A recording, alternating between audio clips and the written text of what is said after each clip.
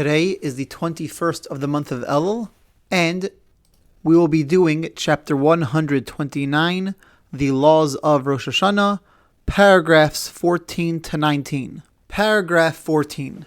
Before shofar blowing begins, the shofar blower recites a few blessings. Normally, when we hear somebody else reciting a blessing, after they say the words Baruch Atah Hashem, blessed are you God, the communal response is Baruch Hu U'Baruch Shemo, he should be blessed and his name should be blessed. However, since the shofar blower is having in mind everybody in the shul, in the congregation, he's having in mind for this blessing. When he says this blessing, it's as if they said it. Therefore, they should not say Baruch Hu U'Baruch Shemo after the words Baruch Atah Hashem. This is true anytime somebody is saying a blessing in your behalf, whether it's Kiddush, whether it's Hamotzi, we don't say Baruch Hu U'Baruch Shemo by those blessings. Once the blessing is made, there shouldn't be any talking until after all of the blasts of the shofar are blown. This means not only not talking until those first 30 sets are blown before the Musaf Shemona Esrei, before the Amidah, but also this includes the shofar blasts that are blown during the Chaz's repetition of Shemona Esrei and immediately following the Chaz's repetition. Meaning we should make sure to be silent from the time the blessings are said until the end of Musaf.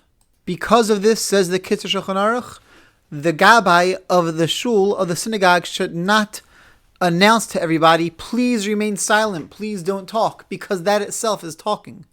Here in Torah Links, we do announce page numbers, and we do say comments introducing different paragraphs of the Chaz repetition with short explanations. However, since that is fully related to the Chaz repetition itself, that's not considered an interruption between the blessings and all of the shofar blasts. Paragraph 15. You'll notice in the prayer book, in the Rosh Hashanah Machzor, that after each set of shofar blasts, there's a little prayer asking God to accept the shofar blast that we just blew. Within that prayer, there's the mystical names of some angels. We are not supposed to pronounce those names, but rather just scan them with our eyes. The Kitzur Shulchan Aruch says that really it's best not to even see that prayer. However, there are many people that have the custom of saying that Yehi Ratzon prayer.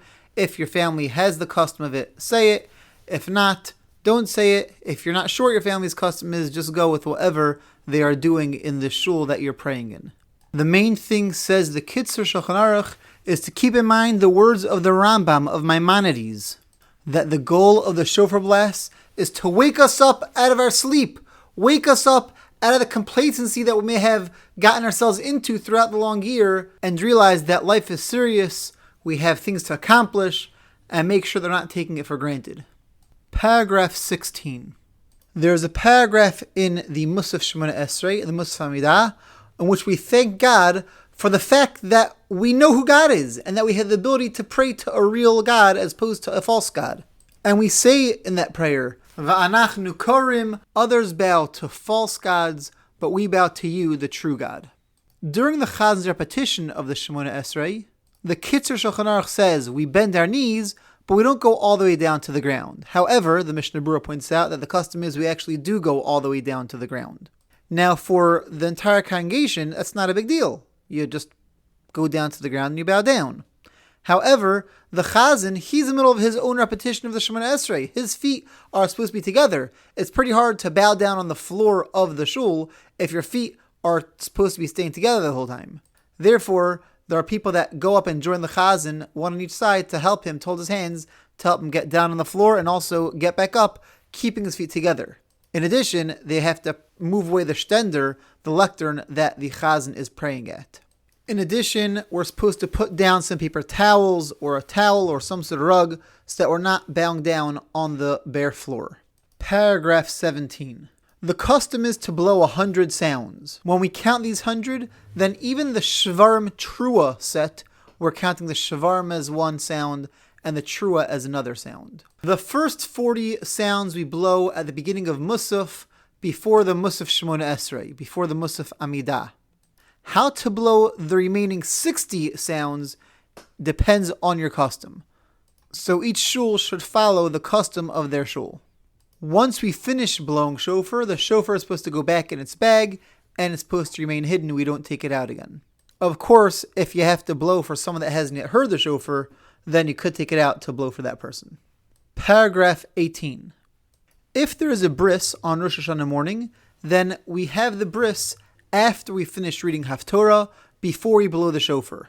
This is because there's a line in the prayers of Rosh Hashanah in which we ask God to zechor bris Avraham, to remember the bris, which literally means the covenant with Abraham, va'akedas Yitzchak, and the offering of Yitzchak, referring to when God told Abraham to offer his son Yitzchak as an offering. The covenant with Abraham is the bris, the circumcision, and the offering of Isaac is remembered by using the shofar, by blowing the shofar, because, like I mentioned yesterday or 2 days ago, when after God told Abraham, I was just giving you a test, you passed the flying colors, you should not be slaughtering your son Isaac, Abraham found a ram caught in the bushes nearby, and he slaughtered that instead. So when we use a shofar that comes from a ram, we're invoking that merit of the offering of Isaac.